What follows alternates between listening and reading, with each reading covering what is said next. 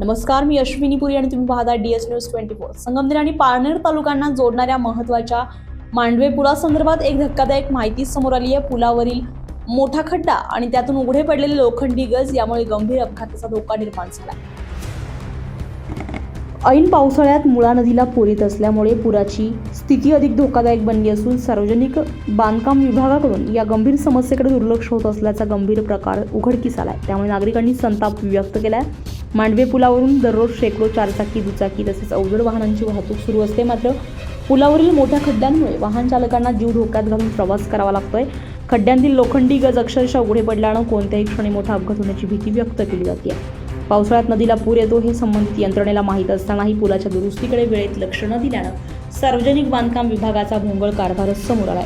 पुलाची तातडीने दुरुस्ती करून वाहतुकीसाठी सुरक्षित करावे, अन्यथा मोठी दुर्घटना घडल्यास त्याची सर्वस्वी जबाबदारी प्रशासनाची राहील असा इशारा नागरिकांनी दिलाय।